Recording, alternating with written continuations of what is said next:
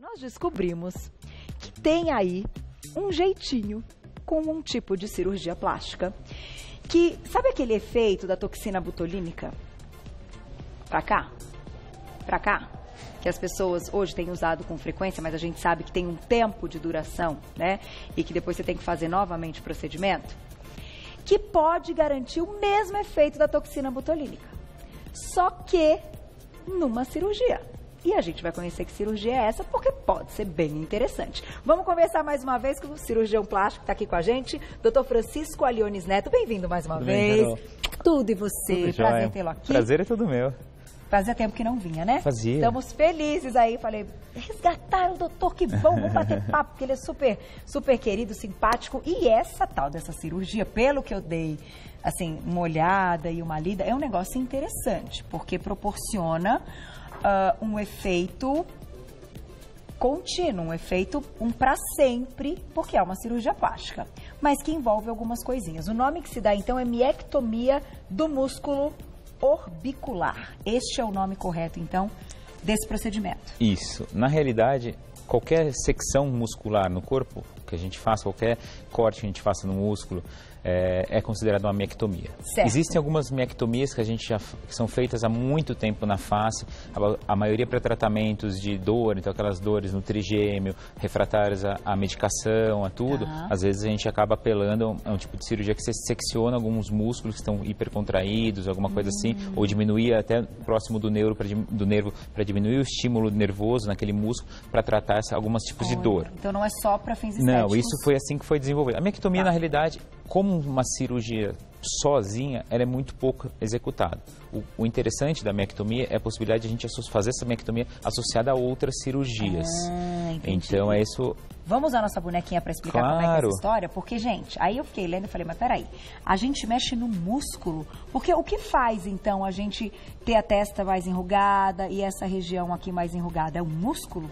Sim, na realidade são as impressões, a ligação do músculo com a pele. Então o músculo está muito próximo da pele. Tem um músculo, uma camada de tecido subcutâneo e logo em seguida da pele. E a gente tem ligações, tem traves entre o músculo e a pele. Então a pele, de acordo com a contração, você vê no bíceps, em qualquer região que a gente tem uma contração grande de músculo, a gente vê que a pele também vai junto, vai se puxa junto. A pele está intimamente relacionada ao músculo. Então, principalmente aqui na região da fronte, qualquer tipo de contração muscular, a gente vai gerar uma impressão na pele. Quando a contração é muito exagerada ou muito prolongada, é onde vão surgir as rugas. Então, assim, existem dois tipos de ruga, que é muito importante a gente saber também. Existem as rugas estáticas e as rugas dinâmicas. As rugas estáticas são aquelas que a gente não contraindo, elas já estão formadas no nosso rosto. Em geral, nem a miectomia, nem a miectomia, nem a toxina botulínica vai tratar essas rugas estáticas. E sim, ela vai precisar de um preenchimento. Ela já essa impressão já foi feita, essa depressão na pele. Já afundou. Exato. Agora, as rugas que são dinâmicas, que são aquelas expressões que a gente faz franze e forma essas ruguinhas, essas, e depois em repouso elas melhor, essas são as passíveis de tratamento, tanto com toxina quanto com a miectomia. A miectomia. Olha então, que interessante. O que a gente faz, então? Você paralisa, assim como... Porque o que faz a toxina botulínica? Até para a gente entender a cirurgia, vamos então explicar. O que faz a toxina botulínica? A toxina botulínica, Carol, nada mais é do que um bloqueador da contração do músculo. Então você está injetando uma toxina que ela vai entrar, vai fazer parte dos neurotransmissores, ela vai bloquear o sinal do nervo para o músculo ser contraído. Então, teoricamente, vai diminuir muito a contração de determinadas fibras, só que você consegue fazer isso seletivamente. Então você consegue escolher o músculo e a porção do músculo que você quer evitar, entendeu?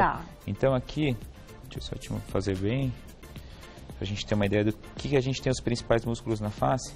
E o que a gente vai... Que louco, né? Nessa região daqui onde a gente vai atuar. Então aqui, a gente pensando orbicular, nada mais é do que um músculo que ele dá orbicular. A gente tem dois tipos de orbicular no rosto. O orbicular aqui em volta dos olhos e o orbicular aqui em volta da boca. O que a gente vai querer tratar nesse tipo de cirurgia ou na toxina, que é quando a gente quer bloquear a contração desse músculo, é essa porção lateral do músculo orbicular. A porção superior e a porção inferior, eles têm bastante... Aqui, vou mostrar aqui. Mais fácil. Eles têm bastante... essas porções do músculo, eles têm bastante influência no fechamento da pálpebra, então a gente tem que evitar um pouquinho. A gente pode tanto ceder quanto ter uma hipercorreção da pálpebra. Então, a gente vai tratar essa lateral, tanto com a toxina quanto com a miectomia. Nada mais é do que, na miectomia, quando a gente faz aberta, né, como cirurgia, a gente normalmente associa uma cirurgia de face, que é aquele lifting facial. Então, quando a gente vai tratar o lift, esses pacientes que normalmente precisam do lift facial, que a gente vai ter que levantar a pele aqui, melhorar a pele do rosto, a gente vai descolar e vai ter acesso a essa musculatura. Tá. Normalmente a gente faz em faixa, a gente tira uma fita dessa região muscular daqui, para você interromper a contração na região exatamente onde está o pezinho de galinha, onde está a ruga orbicular. Então, nessa região lateral aqui... O músculo vai ficar inativo. Você vai naquela topografia, só naquela parte. Só naquela parte. A gente tem que tomar cuidado que existem os nervos, a gente tem que tomar cuidado também com lesões. Então, assim, a gente tem que ser muito seletivo na região onde a gente vai agir para fazer essa secção nervosa. Perfeito. E pode ser também, assim como você falou do orbicular, existem também algumas outras técnicas que fazia, mas hoje em dia se faz menos, que são a miectomia na região frontal. Então, existia uma cirurgia plástica que era a coronal, que a gente abria toda essa região da fronte, a gente soltava praticamente desencapava aqui a parte da testa e com uma lâmina ou com um bisturi elétrico a gente seccionava essas fibras desse músculo frontal. Por quê? Visando diminuir a contratilidade desses músculos. Mas os resultados começavam a ficar um pouco artificiais. Esses músculos, na realidade, eles são importantes. A gente pensa que esses músculos são para subir a sobrancelha. Na realidade, eles são mais para baixar. Então, quando a gente... ficava assim. Na realidade, ao contrário. Eles sobem a sobrancelha. Quando a gente corta, ele pode ceder um pouco a sobrancelha. Depois se desenvolveu algumas miectomias nessa região, que é o próstero e o corrugador, que são esses dois músculos mais assim, onde a gente também faz muito toxina botulínica. Esses daqui, bloqueando, a gente abaixa essa ponta da sobrancelha. Então, a gente consegue uma sobrancelha um pouco mais arqueada. Então, tanto é feito também junto com o lifting facial, às vezes é feito junto com blefaroplastia, mas é um pouco mais seletivo, a gente usa menos. A miectomia mais comum exatamente foi o que você falou, que é do orbicular, que é nessa região da lateral. Então, a gente pega essas fibras desse músculo lateralzinho para tratar aqueles famosos pés de galinha. Inativa e aproveita uma puxadinha. Exatamente, a gente aproveita e tira o excesso cutâneo de pele. E aí o pontinho onde fica normalmente? Os pontos nesse tipo de cirurgia, Carol, ficam em volta da orelha. Então, se a gente for ver aqui, a gente faz essa região aqui e os pontos depois aqui por trás do pé do cabelo. Então, é uma cirurgia que é aquele lifting, que fica com a cicatriz escondida no cabelo, aqui essa parte também fica escondida, aqui na frente da orelha é uma região que a cicatrização é muito boa, fica bem cicatrizado também. Então esse caso, é o lifting. Se a pessoa precisa do lifting também, pode ser associado a essa miectomia dessa região. Exato, Carolzinha. E com aí a vantagem, fica bem bonito. E com a vantagem de tratar bem o pescoço, também você conseguir melhorar o pescoço, tudo isso também. Então, assim, nesse caso é bastante... Assim, exatamente. Vai puxando. Mas deixando uma coisa harmoniosa. Eu acho que aquela época de puxar muito que a gente via hoje, são que ficam estigmatizadas, a gente tem alguns estigmas quando o lobo da orelha roda para frente, quando a testa fica muito grande, igual você falou. Então, assim, esse tipo de resultado a gente tem que evitar. Hoje em dia a gente consegue, com uma intervenção cirúrgica menor, hoje em dia a mulher está no mercado de trabalho, a mulher tem que trabalhar, tem que ter uma recuperação rápida, não pode. Então, assim, a gente consegue coisas menores, mas mais sutis, um resultado tão bom quanto e mais natural. Isso é o mais importante. Muito bom. Agora, já que a gente tocou no assunto da toxina botulínica, e a gente está fazendo até uma comparação e vamos relacionar, eu acho bacana isso para o público, então quem quiser perguntar pode mandar no @VocêBonitaTV. Pensando no porte da cirurgia, no que a gente tem hoje, que é feito em consultório, a toxina acaba sendo algo... como primeira opção mesmo, para a pessoa não ter que, enfim, a não ser que ela tenha muita coisa que só a toxina não dê resultado. Sem dúvida, Carol, porque assim, eu vejo assim, a toxina foi uma coisa que veio para revolucionar essa parte, porque ela consegue, quando bem aplicada e quando bem feita, ela consegue um resultado harmonioso, um resultado que você... às vezes você nem olha para o rosto da pessoa, você nem percebe que ela fez a toxina, mas você sabe que ela tem alguma coisa que deixou ela mais descansada. Tem uma paciente que quando ela faz, ela fala, parece que exatamente o segredo que são sempre com cara de quem dormiu 12 horas. Ela fala isso. Então, assim, essa é a vantagem da toxina. Que bacana. Quando bem feita, sem exageros, a gente sabe que tem muito exagero, nos pontos certos, é individualizado, não tem uma marcação. Todo mundo fala, mas como é que é a marcação? Não existe. Você tem que sentir qual é o músculo que está mais forte e aonde você tem que bloquear e qual efeito você quer. Às vezes a gente tem aqueles casos exagerados, sobrancelhas, que às vezes a pessoa quer que fique artificial, que levanta muito, aquela chama de surprise look, que fica muito alto. Então, assim, a gente tem que buscar uma coisa harmoniosa, como qualquer cirurgia, né? Tipo uma cara de susto, né? Tem que tomar cuidado com a cara de susto. E tem uma coisa interessante, cara, que isso ainda não está em estudo, mas é uma coisa que veio para ficar, que é uma lesão seletiva do nervo. Na realidade, você vai entrar com o aparelhinho, você vai identificar o músculo, a contração do músculo, e por um aparelho com uma corrente térmica, você vai lesar tudo fechado, via fechado. Você vai, como se fosse uma agulha, você vai lesar seletivamente aquele Sério? Exatamente.